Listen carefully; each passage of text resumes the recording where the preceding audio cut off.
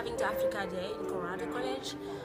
The idea is a one-day festival that includes face and t-shirt painting, performances, etc. So the thing is, we have this African student in Colorado College, so they will be representing their country by having staff around, and when people come and stop, and then they will explain some things about their country, and we'll have performances like music, dance, fashion show, storytelling,